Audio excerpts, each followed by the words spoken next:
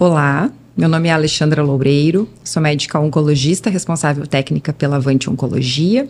Estou aqui hoje com o meu colega, Dr. Marcelo Dotto, médico oncologista também. Estamos recebendo hoje com muito prazer um nobre colega, Dr. Eduardo Gress, médico urologista. Claro, vamos falar um pouquinho sobre o Novembro Azul, né? Mas sobre outras questões muito, talvez mais importantes ainda que o Novembro Azul na atualidade. Obrigada pela presença, Eduardo. Gostaria que tu te apresentasse para nós, certo. Falasse um pouquinho da tua formação, né? Tá, ok. Em primeiro lugar, é uma honra estar aqui com vocês, dois colegas que a gente já conhece há bastante tempo, né? A minha formação, eu sou urologista, formado na PUC, né? E exerço hoje uma urologia com bastante atuação em saúde sexual masculina, que é um ponto que a maioria dos urologistas deixa a desejar, às vezes, no questão de se importar com essa questão sexual. E a gente aproveita sempre essa questão da conscientização sobre o câncer de próstata. Tem tantas campanhas aí, e nesse momento é um momento muito importante da gente trazer vários assuntos que os homens têm como tabu, né, e não trazem muitos mitos, muitas crenças e vergonha, porque ninguém acha interessante dizer que faz o toque, que vai no urologista. Todo mundo está bem de saúde, e a gente vê cada vez mais as mulheres se cuidando, e felizmente acho que os homens, vendo isso, estão também procurando melhorar aspectos de saúde para poder estar com elas e poder ter uma vida mais longa. Eu te vejo assim como um entusiasta nas redes sociais, no sentido de tentar informar, né, então, os homens sobre todo esse universo da saúde sexual masculina.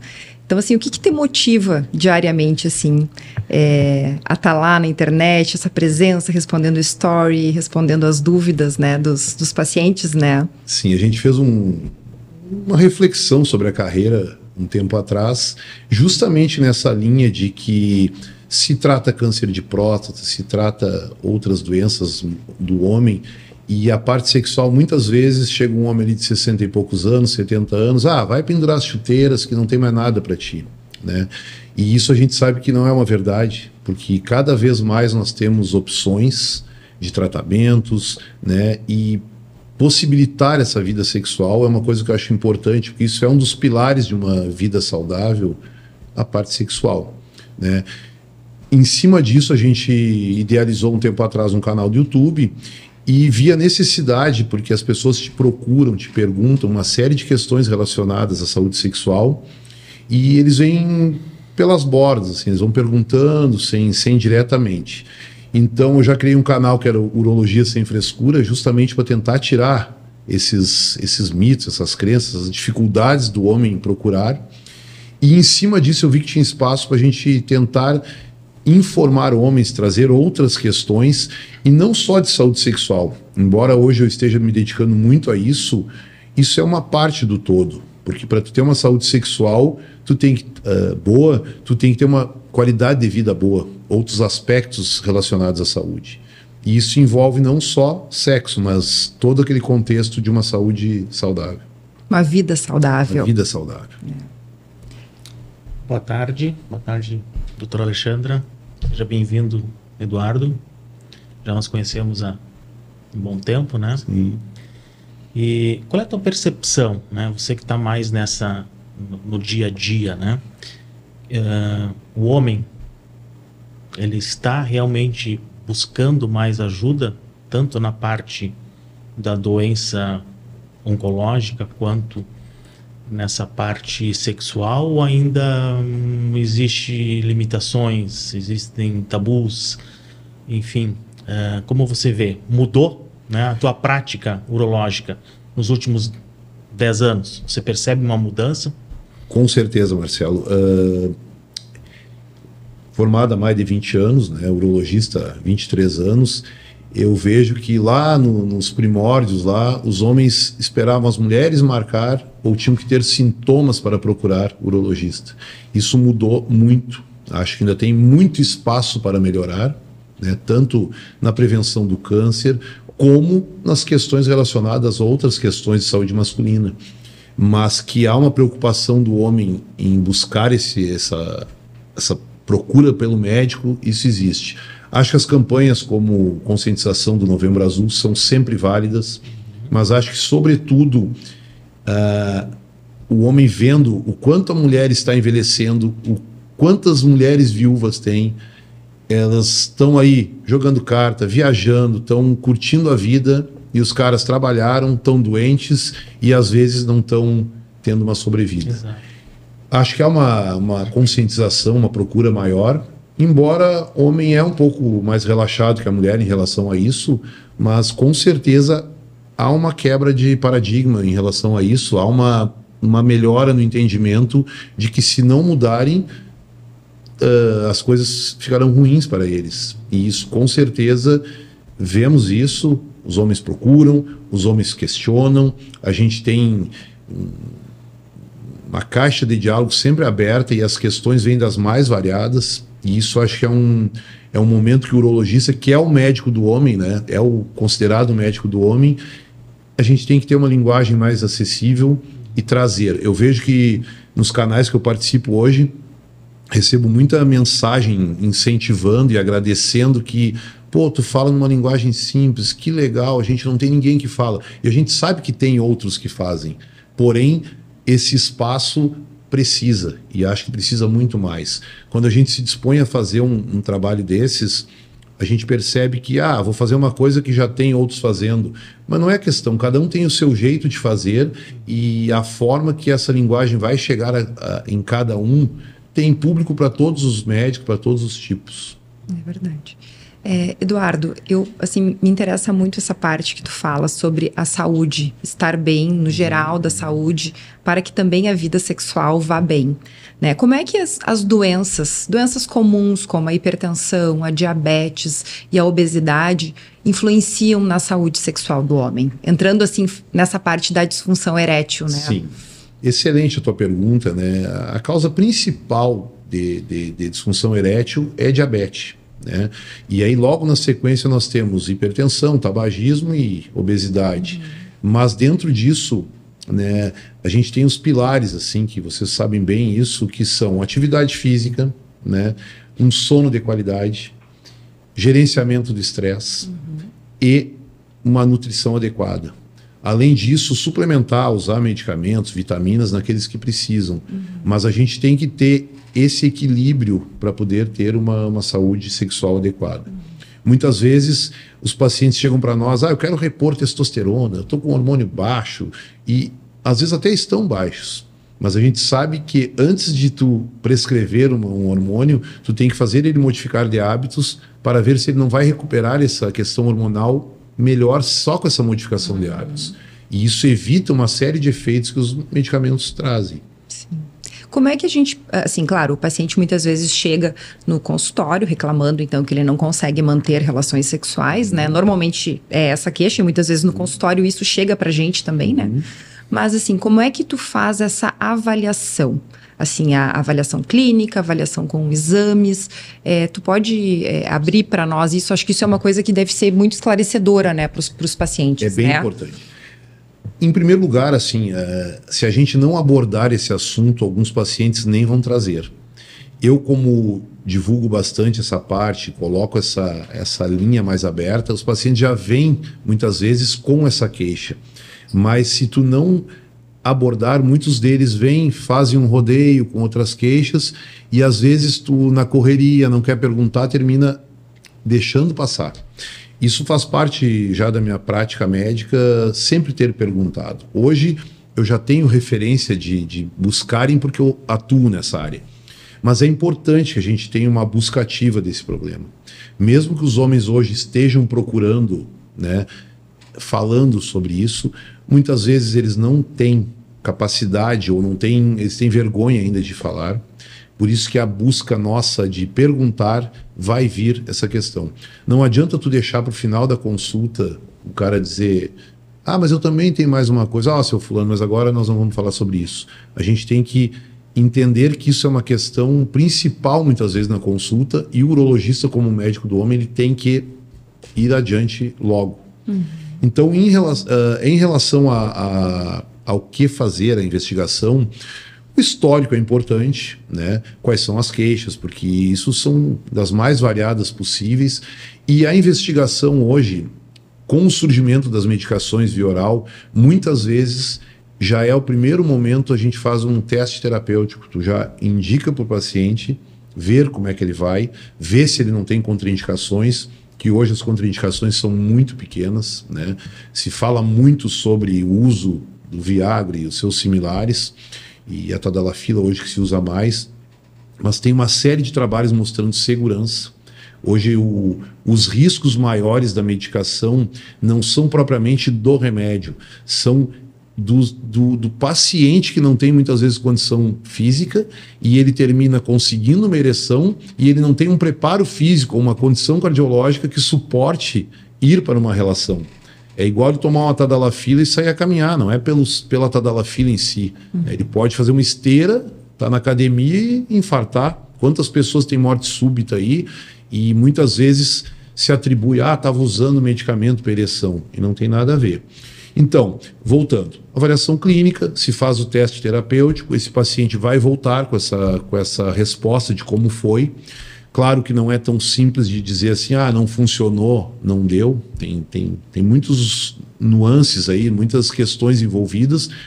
Daqueles pacientes que não têm resposta ao tratamento via oral, a gente pode instituir e deve lançar mão de Doppler de artérias penianas, né? Que isso é um exame que existe uma discussão da validade, mas é um exame que se provoca uma ereção e se vai ver a condição vascular do paciente, vai ver se o fluxo arterial está funcionando, porque muitas vezes ele tem uma condição da artéria que não vai ter solução, ele se frustra de ficar usando comprimidos, mas eu aumento a dose, não funciona, mas o problema não é comigo, o problema é com a parceira, e isso vai gerando uma série de dificuldades no casal. Outras vezes tem pacientes com queixas de disfunção erétil, também com questões psicogênicas envolvidas, e eles às vezes têm uma função vascular boa, mas a cabeça atrapalha. Ele leva a perda de ereção por uma liberação de uma descarga de adrenalina que faz com que ele não funcione o remédio, ele fica mais preocupado e entra num círculo vicioso de não conseguir ter ereção. Aí sim o exame também serve para dizer, olha, a tua condição vascular está boa e é uma maneira dele conseguir de repente ter relação mais seguro de que não vai falhar. Na falha disso tudo, a gente tem a possibilidade de investigar mais a fundo, né? Existem questões aí que a gente pode avaliar, avaliação psicogênica e tal, mas se o Doppler mostrar que ele não tem mais função, existe a possibilidade da gente conversar com eles de uma opção de colocar prótese, né? A prótese, se fala, mas a prótese é a última alternativa. Sim, a prótese é a última alternativa. Não se deve colocar prótese em qualquer pessoa, mas ela é uma alternativa viável, é uma alternativa que resolve, mas ela é definitiva. Tu não pode indicar uma prótese para um paciente que tem outras alternativas. E aí a gente tem como, com o Doppler, dizer isso. Eu acho importante a gente explicar assim para quem está nos ouvindo que dentro do pênis nós temos vasos, né? Então essas doenças que causam a aterosclerose, ou seja, que podem causar uma placa no coração, uma placa numa artéria do cérebro, uma placa lá no rim, né, na artéria do rim, também a gente pode ter placa lá dentro do pênis, né? Certamente. O mecanismo de ereção, ela depende da libido, que é a vontade. Tu libera algumas substâncias que fazem com que essas artérias encham os corpos cavernosos, que é aquelas esponjas, aqueles cilindros dentro do pênis, e esse enchimento vai manter uma pressão que deixa com a ereção. Se tu tiver uma artéria que não mantém esse enchimento, tu vai ter problemas de ereção. Muitas vezes a artéria está boa, mas a gente libera substâncias como adrenalina, que faz com que tu tenha uma fuga venosa, uma perda. Então, no passado se falava em fuga venosa como uma doença. Hoje se sabe que a fuga venosa ocorre pela própria liberação de substâncias que a gente libera até no estresse. Eu digo para os pacientes, é como se tu tá ali tendo uma relação e toca o teu telefone, ou bate a campainha, tu perde a ereção. Medicamentos. Na anamnese, muitas vezes você já detecta o uso de alguns medicamentos, né? Que podem também, eu imagino, contribuir para a disfunção erétil, né? É frequente? Tem alguma classe de medicamentos que você percebe com maior frequência? Antidepressivos, às vezes, não sei se isso é uma rotina, é teu dia a dia ou não é tão frequente assim? Não, é bem frequente. Os pacientes com disfunção erétil, eles geralmente têm outros fatores de risco envolvidos, seja tabagismo, seja diabetes, seja hipertensão, e a grande maioria usa antihipertensivo. Praticamente todos os antihipertensivos têm algum efeito na piora da ereção, mas ele não pode ficar sem um antidepressivo. Sim. Né? Então não tem como a gente optar, porque é melhor ele usar um antihipertensivo e manter um controle da pressão do que ele estar com uma pressão desregulada, que ele também vai ter disfunção erétil. Né? Mas assim, isso é coletado na anamnese, e tu falaste uma coisa bem importante: os antidepressivos praticamente todos alteram a libido. Então é difícil, tem pacientes que vêm com queixas de libido e não tem nada a ver com questões hormonais, e sim questões ou do uso do antidepressivo ou da própria depressão. Então existem algumas classes de antidepressivos que a gente conversa com os pacientes para levar para o seu psiquiatra para ver a possibilidade da troca. Por outro lado, tem pacientes com um componente ansiogênico muito forte que usam algumas medicações que a gente é da classe dos antidepressivos, mas tem um efeito ansiolítico numa dose. E eles terminam tendo uma melhora dessa questão da ansiedade e, inclusive, controle de ejaculação, que é outro problema que a gente tem muito sério aí na rua. Né? A gente tem 1/3 das pessoas enfrenta alguma questão relacionada à ejaculação precoce. E, no passado, as pessoas tinham uma parceira na vida inteira, e aí a parceira nem sabia que aquilo era anormal, porque tinha conhecido aquele cara que já tinha o orgasmo rápido. E hoje os pacientes nos procuram, porque há uma insatisfação logo: olha, aqui não está legal, isso não está assim, eu também quero aproveitar. E isso é uma demanda muito grande do consultório em questão da ejaculação precoce, que nos pacientes que têm ejaculação precoce por muitos anos, eles podem no futuro vir a desenvolver disfunção erétil pela questão de ter sempre ejaculado muito rápido.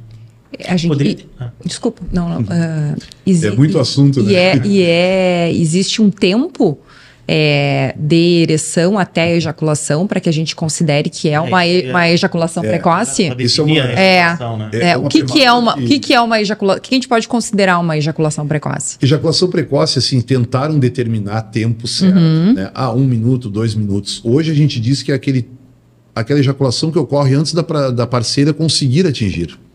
Claro que tem mulheres mais demoradas, tem mulheres que não vão conseguir, mas tem aqueles caras que em 1 minuto já estão tendo a ejaculação e não vai dar o tempo suficiente. Não existe hoje um tempo definido. Sim. É aquele cara que não consegue segurar o suficiente para que a parceira consiga ter o orgasmo. E entrando nesse assunto, assim, nessa seara em que a gente sabe que conversar sobre sexo entre o relacionamento é um tabu, e ainda mais o próprio casal ir até o urologista. Tu vê isso como que já está havendo, assim, uma mudança nesse paradigma em que as mulheres já acompanham os homens ao urologista, ou isso não acontece? Assim, ó, no passado, as mulheres marcavam a consulta para os seus maridos, né, consultarem da próstata. Isso já era uma missão ir. Né? Os homens, eles não tinham medicamentos, porque o Viagra foi uma medicação que surgiu em 96 para 97. Né? Então, assim, a partir dali houve uma revolução, porque muitos homens começaram a usar, e isso revolucionou essa questão do tratamento da disfunção erétil. Acho que isso foi um grande ajudante, né, no tratamento da disfunção erétil, pela própria divulgação de que existem alternativas. Até o passado não tinha. Ou tu botava a prótese, ou tu estava fadado a não ter mais relação sexual. As mulheres hoje, elas cobram seus parceiros. Né? No passado, era aquela história: tu tá falhando comigo, tu tem outra.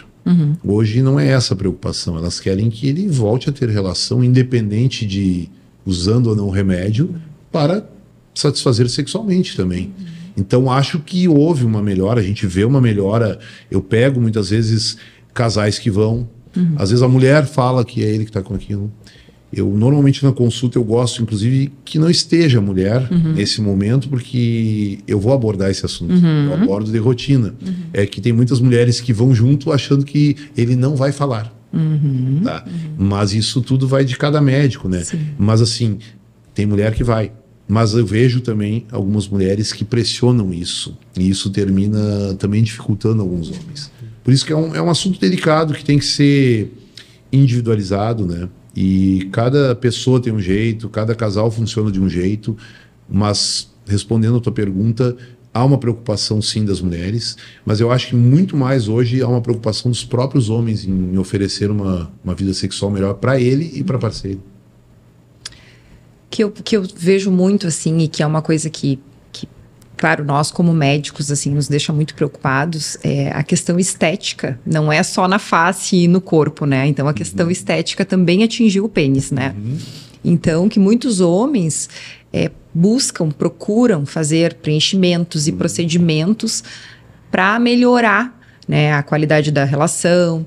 Gostaria que tu comentasse um pouquinho sobre isso, o que ajuda, o que não resolve, né? Interessante a pergunta. Os procedimentos vão vários. A gente, no passado, se tinha muito mais questões de fimose, de aspectos relacionados a isso, ou questão de hidrocele, que é aumento do saco escrotal. Hoje, os homens, às vezes, têm um pênis aparentemente normal, mas eles estão insatisfeitos com o tamanho, né? A questão tamanho é uma questão...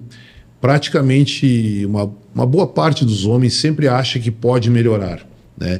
Existem hoje alternativas, né, de preenchimento, que é para aumentar o calibre, né? E isso é um aspecto muito mais estético, ele não envolve a questão de ereção. Lembrando que o preenchimento com ácido hialurônico ele é um tecido não relacionado à ereção. O ácido hialurônico é uma substância que é reabsorvida com o tempo, então não tem maiores problemas, na verdade não tem nenhuma contraindicação. E desde que tem alguns critérios, a gente tem indicado para alguns pacientes que desejam isso, e a satisfação desses pacientes é muito grande. Mas a gente sempre tem que ter bastante cuidado, porque tem muitas pessoas que têm muita expectativa em relação a algumas coisas, e a gente tem que colocar a realidade do que vai acontecer. Eles vêm com expectativa de aumento, eles vêm com expectativa de que vão melhorar a performance sexual, e isso tudo, o ácido hialurônico não é para isso, é para mais um aspecto estético, sentir mais seguro, né, melhor a autoestima. Isso é igual o que eu falo para os homens, é o seguinte: tem mulher que tem o seio bonito e quer aumentar, outras têm um seio bonito e querem diminuir. Tem mulher que está ali com uma boca linda e ela quer fazer preenchimento, tu usa botox, né? Além disso, nós temos outras questões relacionadas excesso de pele no escroto. Tem outra questão que acha que o testículo não está bem posicionado, que podia ser mais baixo, mais alto. Isso tudo é possível, desde que passe por avaliação. Mas isso é uma tendência hoje. O homem está se cuidando, né? Ele quer uma melhora da autoestima. Nós temos um público homossexual grande também, que é um pessoal que investe nisso. Isso faz parte do bem-estar do homem. Se ele vai se sentir seguro, é importante. Tu falou sobre a questão do tamanho do pênis. Existe uma medida que seria considerado ideal ou isso não... Existe uma se comenta, imagina se o paciente pode chegar e dizer, acho que meu pênis é pequeno. Todo homem acha que seu pênis é pequeno. Olha aí, ó, viu? A gente tem um perfil de paciente que é os pais que levam seus filhos, né? Isso, toda semana tem pai levando seu filho de 5, 8, 10 anos que ainda nem teve o boom, não teve a maturidade, né? Né? Que isso vai dar ali da pré-adolescência até a idade adulta, né? E aí eles estão preocupados porque o tico do irmão é maior, porque o do outro coleguinha é maior. Ali eles já vão criando insegurança daqueles meninos. Porque assim, é uma avó que leva, é um pai que leva. Mas eu acho que é pequenininho. Num momento que eles não estão nem preocupados com isso. Isso é uma coisa muito mais criada. Aí tu imagina esse cara, ele vai se criar assim. Meu pai achou que o meu pinto era pequeno. Como é que esse cara vai chegar ali nos 18, 19? Sempre vai achar que é pequeno. Existe uma brincadeira dos homens que tu sempre no banheiro, tu olha pro do lado, talvez não é maior que o teu. É que a expectativa o que gera isso é uma coisa muito mais cultural nossa. Com relação ao tamanho, existem tamanhos de diferentes populações. No Brasil se estima que a média de 11,5 a 13,5 centímetros, né? Isso está no tamanho bom. Lembrando que micropênis são pênis muito pequenos que não possibilitariam que a mulher tivesse orgasmo, né? Mas assim, isso é muito raro. Hoje é raríssimo micropênis. E outra questão importante, as mulheres têm prazer nos 4 centímetros iniciais ali da vagina. Então, essa questão do tamanho em si, porque a vagina não é um espaço aberto que espera entrar, ela vai se abrir, expandir com a introdução do próprio pênis. Então, tu não precisa estar. Eu vejo algumas queixas, às vezes, de pênis muito grande, inclusive, que machucam. Uma questão de pouca lubrificação e tal. Isso tudo é assunto que, por urologista, é dia a dia, né? Parece uma coisa estranha a gente ficar falando disso, mas para nós é comum e é importante que a gente traga isso aí, porque é muita dúvida. Ninguém no churrasco vai dizer que é ruim, que tá ruim, que não tá dando prazer, que acha que seu pênis é pequeno. Todo mundo ali é o garanhão, é o que faz tudo, né? Mas, na verdade, esse mesmo garanhão do churrasco, ele vai lá no consultório com as suas inseguranças, com seus medos e vai conversar com a gente. Eu lembro de um estudo, eu estava na residência, um estudo do Serviço de Urologia lá da Santa Casa. Eles fizeram tamanho médio do pênis, fizeram publicação e foi bastante comentado nos corredores na época. E aí foi 12 centímetros, se eu não me engano. Em geral é até 12,5. Foi a média que eles conseguiram. Isso aí é o suficiente. Bem local aqui de Porto Alegre. Então é mais ou menos isso. É essa a média do nosso povo brasileiro. E é importante se falar sobre isso porque é uma questão, a gente que está exposto na rede social, esse assunto é um assunto todo dia. E as pessoas não se dão o trabalho nem de ler a pergunta anterior, eles vêm de novo e vêm de novo. Outra questão que eu tenho alguns vídeos que eu explico, volta e meia eu tenho que botar de novo, porque o pessoal termina olhando, é como medir o pênis. Né? Porque cada um quer medir, mas aí eles ficam se atendo a alguns detalhes, às vezes assim, mas tem que empurrar? Não tem, mas o meu deu meio centímetro, mais meio menos, como se isso fizesse diferença. Mas para tu ver a importância que dão para aquele meio centímetro, como se fosse assim, vencer porque tem meio centímetro a mais. E a gente sabe que isso não é o primordial numa relação sexual. É um fator, mas não é. É melhor funcionar do que ter gigante. E, Eduardo, acho que a gente gostaria de voltar um pouquinho no assunto da prótese peniana, porque eu acho que também é uma coisa que os homens também, quando a gente fala, né? Porque nós atendemos, então, muitos pacientes com câncer de próstata que, em virtude dos tratamentos, acabam tendo muita disfunção erétil, né? Então, como é que tu vê isso? É um mercado em crescimento? Os homens estão aceitando isso mais do que antigamente? É super interessante a tua pergunta. No passado, pré-Viagra, a gente fala Viagra, que é o primeiro que surgiu, isso é década de 90, 96, 97, quando eu fui para Porto Alegre, ali que lançaram o Viagra, né? Só se tinha alternativa, ou não transa mais, ou bota prótese, nos pacientes com disfunção erétil grave. Existia bastante pessoas colocando prótese. Com o advento dos medicamentos, evoluiu muito o tratamento, muitos pacientes que não precisavam pôr prótese voltaram a ter relação. Hoje, eu trabalhei muito tempo na oncologia, né? Precocemente, a gente tinha essa informação de usar medicamentos mesmo que o paciente não quisesse ter relação. E muitas vezes tu tinha assim, pessoas que a própria mulher dizia, não precisa mais, a gente já transou o suficiente, porque não queriam e muitas vezes não queriam frustrar o homem, né? E se sabe que os resultados pós-prostatectomia radical eles levam até 1 ano, 1 ano e meio para retomar a vida sexual. Claro que tem outros que vêm mais rápido, mas até 1 ano, 1 ano e meio está dentro de um padrão que a gente aceita. Mas tu tem que iniciar precocemente. E hoje já tem alguns trabalhos dizendo para a gente usar bomba a vácuo. Tá? Eu já tenho instituído isso no meu consultório. Tem trabalhos mostrando que a bomba a vácuo vai fazer com o anel peniano, né? Tu puxa, faz a ereção, vai ter um benefício tipo fisioterapia peniana. Tá? Usa tadalafila em dose baixa diário, vai tentar a relação sexual depois de 60 dias, já começa a usar, e a gente vê os resultados a médio prazo começarem. Né? Não dando certo, aí que está indicado, aí que eu me dediquei a isso, 2019, 2020, eu fui a São Paulo fazer curso de Doppler, tá? Doppler peniano, porque foi um marco-chave, um ponto-chave na minha carreira no sentido de oferecer uma alternativa.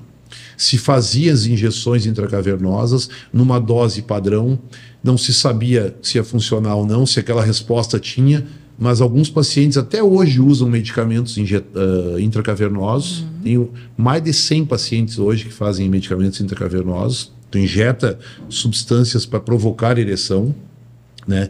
Esses pacientes são aqueles que falharam o comprimido. Usa isso, né? Só que hoje eu faço Doppler e eu já titulo a dose, porque eu posso, mediante estímulo visual, a gente já faz um vídeo para ele tentar se estimular, porque é completamente diferente tu fazer aquilo ali na frente do médico, uma luva ali, esperando ele ter ereção. Outra coisa, ele está num ambiente apropriado, vendo uma mídia, né? E a gente consegue titular. O que é isso? Medicação, ver se pode usar uma dose maior, outra maior, até que nível ele vai. Então, conforme a ereção, o nível da ereção é titulada a dose da... A gente titula durante o exame, porque Entendi. pode ser que aquele cara que tu usou tantas unidades, ele não funcionou porque tu não usou um pouquinho mais. E esse cara fez o teste lá, empiricamente, deu negativo e está fadado. Não, esse aqui não funciona. A gente tem parâmetros para ver se ele vai ter. Aí que vem o paciente, não deu nada disso, a artéria está entupida, vamos partir para a prótese. E aí vem a resposta da tua pergunta, que a prótese, hoje, eu acho que a gente bota muito pouco. A gente deveria pôr muito mais. Nós temos próteses malháveis e próteses infláveis. Não é o caso a gente discutir, mas assim, a prótese malhável vai ficar sempre em ereção. Mas não é que ele vai ficar ali que vão ver. Ele vai conseguir pôr para o lado, ela tem como ajustar, usar uma cueca firme. Isso é muito utilizado. Né? E existe a prótese inflável, na qual tu tem um reservatório do lado da bexiga, tu tem um mecanismo de bombeamento e tu faz com que esse líquido entre quando quer ter relação, enche os corpos cavernosos, terminou a relação, tu aperta e volta para aquele reservatório. Isso é o inflável. Os pacientes que colocam prótese ficam muito satisfeitos, mas são aqueles pacientes que não têm outra alternativa. Por isso que a satisfação é muito alta. Mas o que eu acho é que muitos pacientes desistem antes, achando que não precisam mais. Gostaria hoje de que muitos mais pacientes que colocaram pudessem falar. Os pacientes até se dispõem a dizer, olha, eu posso falar para algumas, é uma coisa delicada, como é que eu vou chamar um para falar com o outro que já colocou? E isso tu não pode na mídia ficar divulgando, mas a satisfação é muito grande com a prótese. Eduardo, o que se estima, assim, em termos de população, assim, se a gente for levar em consideração, assim, acima dos 60, 70 anos, em termos de percentual? Disfunção erétil? Acima dos 40 anos, estima-se em 40%. E a tendência é aumentar com a idade, né? Mais. E pós-prostatectomia radical, dependendo da idade... 60%, 50%, 60%. Né? A gente tem casos muito bons de recuperação e isso é importante que a gente fale, porque às vezes tem a ilusão de que a robótica vai dar menos, que a cirurgia aberta... Isso não tem... Depende muito da própria cicatrização do indivíduo. Tu tem pacientes que tu visualiza o nervo perfeitamente, fica tudo bem... E não funciona. Acho até importante, assim, que tu comente para nós por que o paciente que vai para uma cirurgia, uma prostatectomia, ele pode ficar com disfunção erétil e pode ficar com disfunção da bexiga, né? Perda, incontinência urinária. Incontinência urinária. Quando a gente fala com paciente de câncer, vocês lidam todo dia, embora essa questão da próstata cai para nós antes, vocês vão fazer o pós, mas eu digo que são 3 coisas que a gente busca num tratamento de câncer de próstata. Primeiro, curar o câncer. Segundo, deixar ele continente, porque cura o câncer, ele fica se urinando, é uma chateação. Aceita-se mundialmente de 5 a 10%. Nós temos um índice aí de 3%. Mas não importa, aqueles 3% é um inferno na vida deles, usar fralda e tal. E então lá, curar o câncer, segurar a urina, ficar continente e tratar a disfunção erétil. Eles dizem, a impotência não tem problema, isso eu não me importo. Mas se ele ficar curado do câncer, se ele ficar continente, ele vai te cobrar da disfunção erétil. Então, assim, disfunção erétil, esses índices, né, 40% a 50%, quanto mais velho, mais risco. Estima-se que o paciente com câncer de próstata, com mais de 70 anos, quase que invariavelmente vai ficar com algum grau de disfunção erétil. E se ele já tem disfunção erétil prévia, então ele não vai melhorar com a cirurgia. Mas a gente institui esse programa de fisioterapia, de uso de medicamentos, para que tente retomar essa função sexual o quanto antes. E com relação à continência urinária, são pequenos detalhes que eu acho que são importantes. Assim, todos os meus pacientes, eu peço para eles fazerem exercício de fortalecimento da musculatura perineal, pélvica. Na verdade, eu não peço só para câncer de próstata. Eu hoje, quando vou na academia, eu faço para mim, eu indico para todos os meus pacientes, mas quando o paciente nunca foi e tal, e vem ali vai operar, eu digo 2 a 3 semanas de exercícios de fortalecimento da musculatura perineal. Isso faz toda a diferença na recuperação pós-operatória. E parece, isso é bobagem. Do mesmo jeito que diziam, é bobagem usar tadalafila antes, falam isso. Tu sabe hoje os benefícios que tem o fortalecimento da pelve, isso é para controle ejaculatório, é para melhora da ereção, é para melhora da continência. Tem trabalhos mostrando até para melhora da ereção em si. Falando para a população masculina. Para as mulheres, vocês são pouco treinadas falando agora de mulher, né? As mulheres deveriam fazer esse fortalecimento antes de engravidar. Isso é uma coisa que deveria fortalecer a musculatura pélvica e abdominal lá desde a adolescência. Mas aí engravida, há o relaxamento da musculatura e isso leva às vezes à perda da incontinência. E muitas vezes a perda do colágeno, né? Que já vem com a menopausa, né? A incontinência urinária, né? E então, assim, voltando a essa questão da disfunção erétil, então a gente tem uma população aí que, na verdade, não está sendo tratada, né? Em relação, assim, que não responde, né, o homem, a medicação via oral, mas que seriam pacientes candidatos a colocar uma prótese. Certamente. Né? Mas o maior, assim, eles já têm preconceito de usar o comprimido. Porque tem esses tabus de que Viagra mata, que medicação da ereção magra, né? Isso mata. Isso não existe. Né? Hoje as contraindicações são pequenas. Né? Só pacientes que usam os nitratos sublinguais. Né? É porque acho que é importante a gente falar sobre a classe da medicação, que são vasodilatadores, né? Então, muitas vezes a gente usa esses vasodilatadores como tratamento da hipertensão, né? De patologias cardíacas, né? Exatamente. Então, na verdade, às vezes só muda o nome, né? Mas a função, né? Tem trabalho mostrando, isso é uma pesquisa, janeiro de 23, no Jornal de Sexualidade, né? Que pegaram 660 mil americanos. Eu tenho isso do lado do meu consultório, tá na minha mesa ali. Está ficando com as folhinhas velhas, mas é um trabalho de janeiro de 23. 660 mil americanos de 2005 a 2020, retrospectivamente, dividiram em quem tinha tido angina instável, quem tinha infartado, quem tinha feito ponte safena ou stent, ou quem tinha morrido. Desses pegaram os que estavam usando os medicamentos para ereção e os que não usavam. 24% menos morreram que usavam. 18% menos AVC, melhora sintomas prostáticos, diminui o risco de Alzheimer. Então, assim, os trabalhos hoje todos estão mostrando benefícios. Aí o pessoal não quer usar porque tem medo. Né? Esses dias eu tive um colega médico que me ligou, disse, mas eu li um trabalho na internet. Eu digo, onde? Ele disse, não sei. Eu digo, não, só um pouquinho. Começa assim, porque ele tinha lido que se tu usasse tadalafila durante 20 anos, tu poderia levar uma fibrose dos corpos cavernosos e piorar a ereção. Eu disse para ele, tu quer esperar para ver se em 20 anos tu vai ter problema com isso, ou tu quer ficar 20 anos tendo uma vida sexual boa? Ele disse, pois aí outra, de onde essa fonte? Sabe, aquelas coisas de internet a gente sempre tem que levar em consideração o que é o risco de uma medicação e o que ela vai te trazer de benefício, né? Então é uma balança, né? Porque todas as medicações têm algum efeito colateral. Se a gente for pegar e para ler a bula de qualquer remédio, paracetamol, dipirona, tem efeito colateral. Vai desde nada até morrer, eu digo, pois não lê a bula. Não lê a bula. Desde nada até morrer. A tadalafila também tem sido usada para sintomas de hiperplasia prostática benigna, né? Então, é outra situação, né, que muitas vezes afeta homens da mesma idade, né? Exatamente. Acredita-se no meio urológico que a tadalafila vai ser usado para o homem de meia idade como uma forma preventiva de infarto, melhora de sintomas urinários leves, melhora da ereção e assim vai. Isso, claro que carece de estudos, mas as evidências hoje são muito favoráveis. Sim. E tem a tadalafila diária e tem as que usa sob demanda. Sob demanda. Né? Tu tens uma preferência ou é caso a caso? Analisa cada situação, enfim. Excelente a tua pergunta. Assim, a gente tem que individualizar. Tem pacientes que vão ter uma relação esporádica. Outros pacientes, ele não sabe quando vai rolar o sexo. Né? E o uso da tadalafila diária, ele tem um objetivo que é tratamento.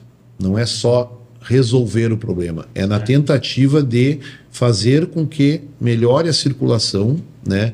E a gente inclusive associa outras coisas com a tadalafila, porque ela precisa liberar o óxido nítrico e tal. Então existem outras questões de suplementação que a gente usa para que não esgote o efeito da tadalafila. Porque tem alguns pacientes que dizem, eu usei um tempo e não está funcionando. Por quê?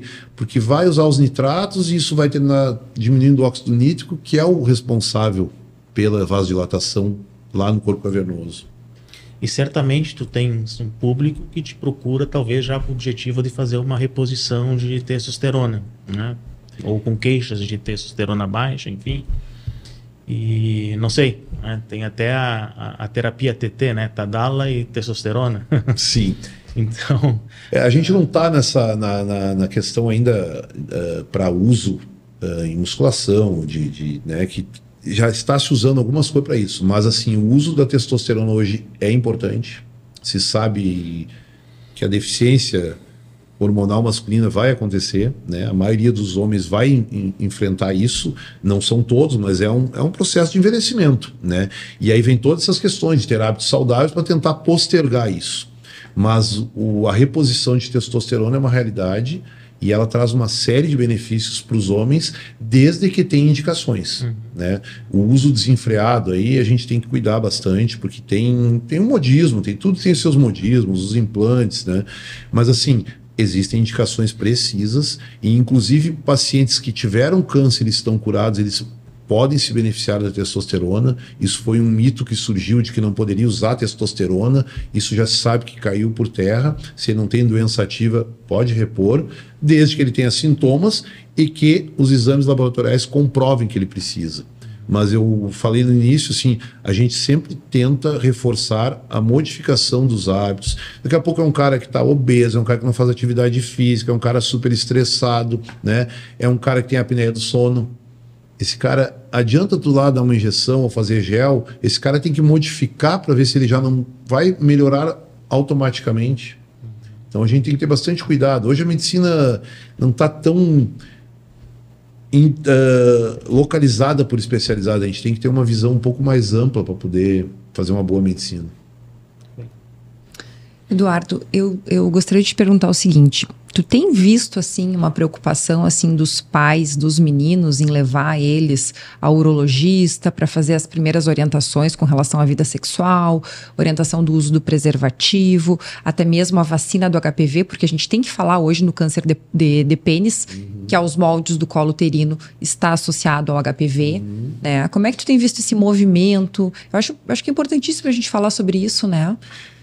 Eu acredito que hoje eu vejo alguns pais preocupados, mas eu vejo ainda bastante dificuldade de se abordar esses assuntos. Esse foi um dos objetivos que eu fiz o Informando Homens, né? Porque seria para atingir pais, mães, porque tu vai buscar muitas vezes informações na internet. E o assunto sexo hoje é o mais buscado na internet. Lamentavelmente, a gente às vezes, tu posta uma coisa informativa, vão lá e bloqueiam uma coisa que tem importância e não bloqueia um monte de mulher ali se oferecendo, né, a prostituição. Mas vamos lá, existe a preocupação, acho que existe a preocupação, mas existe a dificuldade ainda de conversar. Hoje tem muita família rearranjada que se diz que é pai, padrasto, e isso dificulta um pouco às vezes o contato desses meninos, muitas vezes com o próprio pai, o padrasto não tem jeito, não quer se meter, isso tem muito disso. Mas os próprios pais eu vejo um pouco de dificuldade, né? Eu vejo isso já, não é nem mais velho, assim, nem sexualidade. Às vezes os guri têm uma fimose ali com 4, 5 anos, o pai não tem nem ideia que tem. Tu pega às vezes um guri que não desceram os 2 testículos, criptorquidia, e os pais não sabem. Então assim, melhorou, mas tem um espaço para melhorar muito maior. Os meninos ainda têm informação pelo colégio, pelos colegas, entende? Isso não necessariamente seja uma informação correta, né? Claro que hoje informação tu acha de como botar camisinha ou não, mas voltando a isso que tu falou do HPV, vejo também no consultório um crescimento das DSTs, ISTs hoje é o termo que a gente usa mais, né? HPV é uma delas, super importante. é um causador de câncer de pênis, mas eu acho que ele é muito mais o problema do vetor que ele é para as mulheres em relação ao câncer de colo, porque o homem ele termina se tratando, né? Hoje a dificuldade maior nossa é homens com fimose, porque o HPV não aguenta ficar com aquelas verrugas, mas a fimose às vezes ele está com 60 anos e está com uma fimose. Mas esses caras, eu acho impressionante as imagens que eu tenho de homens com HPV, de uma mulher conseguir ter relação com um cara desses com um pênis totalmente alterado. Entende? Porque não é um sinalzinho que ele esconde. Às vezes eu pergunto pro cara, como é que tu consegue transar com a tua esposa com esse troço feio aí, que é uma couve-flor, né? A gente que vê isso. Exatamente. E ele diz, eu dou um jeito, eu apago a luz, eu não mostro. Eu digo, mas olha a irresponsabilidade, né? E não só HPV, né? A gente está tendo muita gonorreia, muita sífilis. E como o HIV não mata mais, é uma doença super controlável, a gente quando está na residência HIV, se tu, meu Deus, se picasse com HIV, tu estava fadado a morrer. Hoje, quanta opção. Nós temos também hoje essa questão da profilaxia pós-exposição, que isso aí deu uma generalizada aí no sexo não protegido, né? E isso aumentou as ISTs, muito. Eu fui ver uma sífilis na residência lá uma vez, um cara, e hoje eu vejo sífilis toda semana. Sífilis que é uma doença, né, para quem não conhece ou não acompanha, que tem um certo grau de gravidade, né, com sífilis primária, secundária, Exatamente. terciária, comprometimento do sistema ela vascular. cura, entre aspas, volta com muito mais força. Exatamente. Então, isso é bem sério. Mas o HPV a gente tem muito HPV, tem de tudo. Gonorreia. Tem o HPV que ele é também assintomático, né? Que sim. o homem ele só transmite, mas ele não tem lesão visível, né? Pois é. Então, por isso a importância do preservativo exame, na relação sexual, né? É importantíssimo. E o pessoal não é preservativo só para não engravidar, né? O pessoal dá aquela esfregadinha e depois vai botar o preservativo. Isso aí já passou doença. E às vezes tu usa o preservativo, mas tu passa a mão, sexo oral e vai indo. Então há um crescimento muito grande, eu acho, das doenças sexualmente transmissíveis. Infelizmente. E Eduardo, assim, acho que é importante a gente falar um pouquinho sobre a questão da higiene do pênis. Porque isso é uma coisa assim que, né? O que o homem deve utilizar, o que dá para utilizar, hidratação, sabonete, água quente, água fria. Fala um pouquinho para a gente. Isso é bem interessante, porque assim, o que tem de homens que vão com fungos ou com vermelhidão, rachadura, né? E é a mesma causa das mulheres, né? A gente tem que usar, mais importante em si é usar produtos com pH neutro, né? Com relação a quente e frio não tem muita diferença. O pessoal acha que tem que fazer após a relação uma limpeza excessiva, usa qualquer coisa, esfrega para limpar. Tanto o homem como a mulher não faz essa diferença. O importante é produtos adequados, com pH neutro. Existem tantos produtos hoje, né? Existem produtos para hidratação que são tão simples, um óleozinho de coco ali que tu pode deixar no box, né? Acho que o mais importante de tudo é porque o próprio prepúcio, como a vagina, ele tem muita pele e isso faz com que acumule o líquido. E eu digo para eles, um exemplo bem clássico assim, quando tu sai na rua com um guarda-chuva, né? O que tu faz para secar o guarda-chuva depois? Tu deixa aberto. Não adianta tu guardar o guarda-chuva úmido, isso vai ficar com fungo, né? Isso é a mesma questão do pênis. Tu vai ter o acúmulo de líquido e o fungo gosta de lugar escuro, úmido e quente, que é aquilo ali. Então, são cuidados simples, não tem muita questão disso, né? Outra coisa assim, usar uma cueca de algodão, calcinha também. Os cuidados do homem são os mesmos da mulher, né? Cueca de algodão, secar bem sem esfregar, usar produtos próprios para a região genital. Alguns pacientes têm questões de alergia ao sabão em pó, ao sabão em pó que usa na máquina, às vezes lavar sua cueca com sabão de coco, né? Glicerina, o próprio box de glicerina, né? Porque o próprio sabonete faz esse problema. Tu vai ter exposição, tu passa o dia inteiro com uma cueca ali cheia de resíduo de sabão em pó que tu lavou numa maquinada lá com calça de jeans, né? Então isso é um dos cuidados.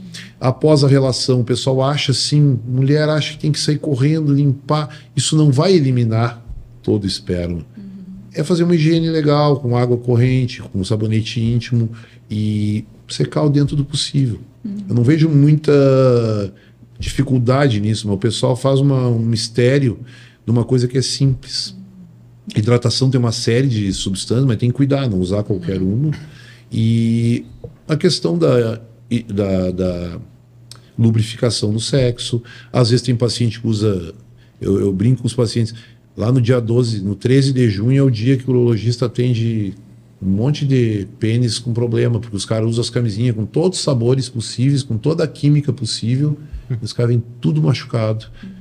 Lembrando, a camisinha tem espermicida, tem substâncias químicas. Se está tendo alergia, né, usar uma camisinha pele sensível, usa uma não lubrificada e lubrifica com produto próprio. Umas dicas que a gente dá para esses pacientes. E eu acho também que algumas vezes os pacientes procuram, as pessoas procuram um vermelhidãozinho ali que vai se resolver com o tempo, que não é necessariamente tem que ir no urologista correndo porque vai ser doença. Mas naqueles pacientes que têm muita pele, avaliar. Cirurgia. Eu pego ainda pacientes hoje casualmente fiz uma cirurgia de freio do pênis, que é uma membraninha que a gente tem, e isso dificulta a exposição da glande. E os pacientes às vezes acham, isso tinha que ter rompido na primeira relação. Não tem nada a ver. Às vezes rompe, às vezes nos chamam de madrugada por sangramento, porque a pelezinha rompe, mas não precisa romper. Mas se isso dificulta, se traciona o pênis, se não consegue expor a glande, vai lá, mostra para o urologista, vê o que precisa. Pode terminar. Não, como estamos falando de saúde do homem, né, Eduardo? Então, para fechar, né, o círculo, né, não podemos deixar de comentar alguma coisa sobre câncer de testículo. Né? Isso é bem importante. Qual é o perfil de paciente que chega no teu consultório e que você faz o diagnóstico de câncer de testículo? Lembrando que é um câncer extremamente curável, desde que o diagnóstico também não seja tão tardio assim.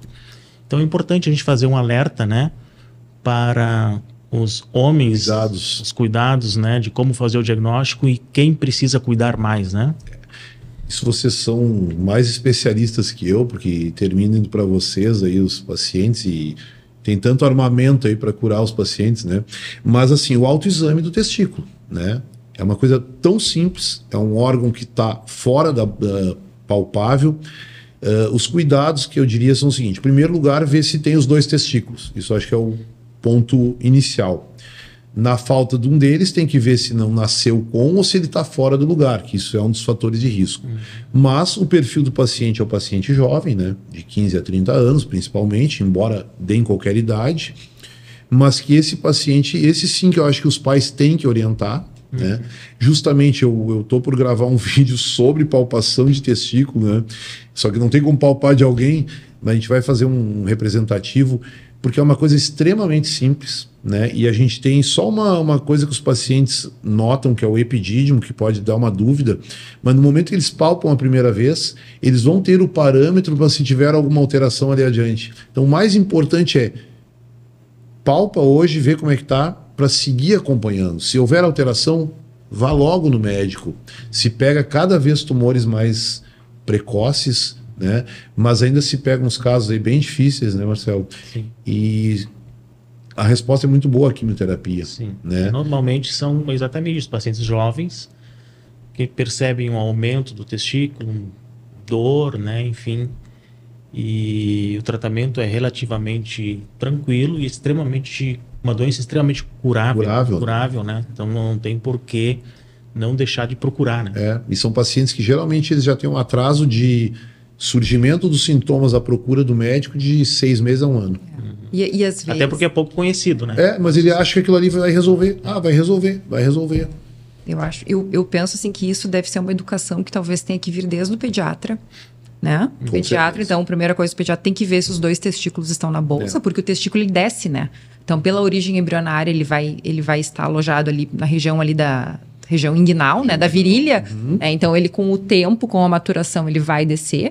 E se o testículo ele não está na bolsa, é um testículo que ele está em risco maior, né? Criptorquidia é um fator de risco estabelecido para o câncer de testículo, né? Criptorquidia, que é o testículo fora. Para que a gente tem o saco? Não é para bonito. O saco é para segurar. A temperatura 1,5 grau menor que a do abdômen, né? Isso Pacientes que não baixam, eles vão ter problemas de fertilidade e um risco bem aumentado de câncer de testículo. Exatamente. Isso, e entrando nessa seara da infertilidade, o que tu tem visto na tua prática? Um aumento da... Porque muitas vezes, o que é a rotina, né? O casal vai, a mulher vai no ginecologista para tentar engravidar, faz todos os exames, Sempre, se dá tudo bem na mulher, né? É que se vai pro homem, né? Se sabe assim, né? Isso é um assunto bem interessante. Eu me dedico uma parte da infertilidade, mas assim, hoje tem tantas clínicas especializadas, mas o que é importante? Essa primeira investigação, o homem tem que fazer parte, porque 50% dos casos de infertilidade são do homem. Não se sabe, mas aumentou, não se sabe o porquê, provavelmente pela industrialização, pelos hábitos dietéticos cotidianos aí, aumentou muito a infertilidade. Primeiro que os casais não estão tendo menos filhos. Segundo, que eles estão postergando para ter. E embora o homem seja fértil, ele diminui sua fertilidade com os anos, né? No passado, o casal não tinha filho, é porque a mulher tinha o útero seco. Isso era uma coisa popular. Hoje, a investigação já parte direto do homem, porque 50% está com o homem. Então é importante fazer um espermograma. Tem muitos casais que fazem isso como um acordo pré-nupcial, né? E é importante fazer, porque às vezes eles vão deixando ter a casa, ter o carro, ter não sei o quê, e quando vê, estão com uma infertilidade que poderia ter sido tratada. Existe uma questão que 15% dos homens têm varicocele, né, que são veias dilatadas do saco escrotal, que isso aumenta a temperatura também e faz um dano ao testículo. Desses 15% dos homens, que não é pouco, metade são subférteis. E se sabe que às vezes de uma cirurgia de varicocele, tu vai tornar esses homens de subférteis a férteis. Mesmo que o espermograma não mude, os resultados de filho em casa são de 70%. Melhora muito. Melhora muito. Muito. Exatamente. E sobre a questão da vasectomia, eu vejo assim que existe uma fantasia, né? Nós falando assim, conversando com pessoas, né, público leigo, né, sobre risco da impotência sexual. Deixar de ser homem. Deixar de ser homem, né? Vamos me castrar. Isso continua? No teu consultório continua isso? Continua, mas é mais gozação, né? Mas na real, assim, o homem tem esse tabu, do mesmo jeito que tem o tabu do tamanho do pênis, eles acham que eles vão ficar menos homens de fazer vasectomia. E na prática, isso é completamente o oposto, porque geralmente os pacientes que fazem vasectomia são pacientes conscientes, são pacientes que já vêm, às vezes a mulher já não está tomando pílula, já está usando preservativo, às vezes eles têm coito interrompido, que é uma vida sexual um pouco mais dificultosa, e eles melhoram a sua vida sexual ao fazer vasectomia, né? Existe também um tabu, uma lenda aí de quem faz vasectomia aumentaria o câncer de próstata. Isso é uma coisa que não tem cabimento, não tem comprovação científica. O que se sabe hoje, o que se especula é que os homens que fazem vasectomia, eles se cuidam, se preocupam mais com sua saúde. Então eles consequentemente vão detectar mais câncer de próstata que os outros, né? Não altera a ereção, não altera a libido, não altera o volume de ejaculação, porque o volume de ejaculação ele é prostático, ele não é dos ductos deferentes ou dos túbulos seminíferos. Existe uma contraçãozinha que sobe, mas isso não modifica o volume do ejaculado. Acredito que a única desvantagem da vasectomia é o risco de arrependimento, que em trabalhos americanos é de 6 a 10%. Em nossos países latinos provavelmente seja mais. Mas assim, tem que ser cuidado. Tu não pode fazer vasectomia porque a mulher quer. Tem que fazer porque tu está consciente de que tu já tem tua prole definida, embora se saiba que o arrependimento é possível. E dentro desse arrependimento existe a possibilidade da reversão com resultados bem razoáveis. Claro que quanto mais tu esperar, pior vai ser o resultado. Mas a gente tem essa possibilidade, né? Existe a fertilização também, de tu aspirar contra espermatozoides. Também não é garantido, né? A fertilização, os resultados, eles às vezes não são como a gente gostaria. Vai lá e faz. Não é assim, né? Mas é um método que eu acho excelente. Acho que cada vez mais vai ser feito, porque tu sabe todas as problemáticas de hormônios nas mulheres. Eu acho que a questão da vasectomia tem que ser encarada hoje como um método anticoncepcional para o casal, né? Então, assim, às vezes a mulher já exposta a primeiro DIU, segundo DIU de progesterona, que a gente sabe que tem um risco que é um pouquinho aumentado em relação a câncer de mama, ou uso muito prolongado de anticoncepcional oral também, né? E às vezes a própria intolerância ao anticoncepcional oral por parte das mulheres, né? E aí já tem 2, 3 filhos, né? Então... Não, eu diria que a vasectomia hoje é o método 100%, né? Porque tu vai fazer o espermograma depois. Tu só vai liberar para ter depois que estiver zerado. Então, às vezes, em paciente que faz a vasectomia, a gente orienta 60 dias ou 20 relações fazer, às vezes não vem zerado, eles ficam preocupados, né? Mas o risco de errar uma vasectomia é mínimo, mas ainda tem a possibilidade que o espermograma definir, olha, não deu certo, vamos refazer. E é um procedimento que pode ser feito ambulatorialmente, né? Ambulatorial, tranquilo. Anestesia local, vai embora para casa, vida normal. Faz na sexta, segunda tá na academia. Muito bom. Tá bem. Acho que é isso, né? Muito bom. Eduardo, gostaria que tu falasse um pouquinho sobre teus canais, assim, pro pessoal te seguir, te acompanhar, né, nas mídias, né? Certo. Não sei se tem mais alguma coisa que tu gostaria de abordar, né? Eu fico bem feliz com essa oportunidade, porque o nosso objetivo é justamente fazer isso, né? A gente não... O médico tem essa fama de que está no seu consultório e termina só atendendo, que chega, e eu acho que o nosso papel também tem um envolvimento com a comunidade. As campanhas de Novembro Azul são um meio disso, mas a gente não pode ficar limitada só a isso, né? Com relação aos canais, eu fiz esse projeto há 2 anos atrás, agora em novembro vai fazer 2 anos, que foi Urologia Sem Frescura. Já busquei um nome para não ter frescura, né? E a gente está com 415 vídeos e está num projeto ainda inicial, né?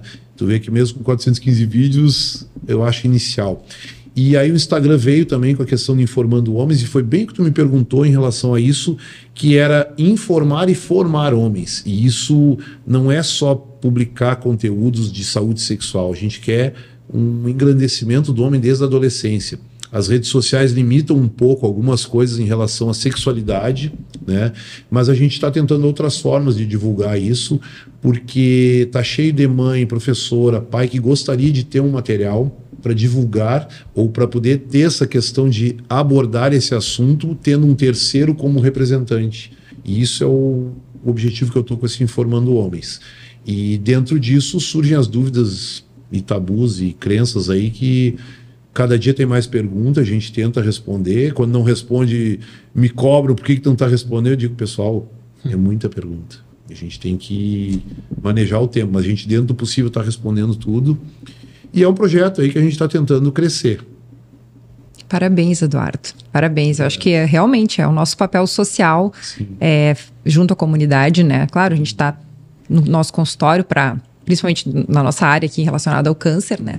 Mas a gente tem, sem dúvida, esse papel que é da conscientização, né? Então, essa questão que tu falou das doenças sexualmente transmissíveis, né? HPV. E aí, claro, indo mais para um lado aí da saúde masculina. E eu diria, só para terminar, porque mesmo não sendo da minha área, eu indico para meus pacientes colonoscopia, né, pessoal? Isso olha aí. Tá demais aí também. Isso aí. Importância de prevenção do câncer do colo. Mudou, né? Antes a gente fazia a partir dos 50 anos e agora já é estabelecido o primeiro exame a partir dos 45, para quem não tem fatores de risco, né? Ou histórico na família, né? Tem gente jovem tendo. Que também é um outro, muitas vezes, um tabu, né? O exame, o toque retal e sim. A colonoscopia. Mas né? isso tu sabe que eu peço ecografia também para meus pacientes, porque não adianta tu estar bem da próstata e um tumor de rim. Quantos tumores de rim tu pega aí com 30, 40 anos? Então assim, eu indico ecografia para meus pacientes. Mas eu não quero fazer. Bom, mas a gente tem que oferecer essa possibilidade. E a colonoscopia, isso entrou dentro do meu arsenal aí de solicitação há muito tempo. Eu assino embaixo, né? Eu me sinto frustrado quando recebo um paciente com diagnóstico de um câncer de colo avançado, porque é uma doença que estava ali, né? Estava pronta para ser vista durante anos. Geralmente durante anos. Exatamente. Com e a gente pega colonoscopia, e muitas vezes a colonoscopia já é terapêutica, já resolve, retira o pólipo, retira um tumorzinho inicial, enfim. Tá cheio de paciente aí que tá bem da próstata e daqui a pouco vem, eu operei um câncer de intestino. Tu me mandou fazer uma colônia e tinha uma lesão que eu não sentia nada. Exato. E mesma coisa, pacientes mulheres, no caso, com câncer de mama, né? Nós sabemos que existe um risco, muitas vezes uma associação, então também cada vez mais indicado a colonoscopia, né?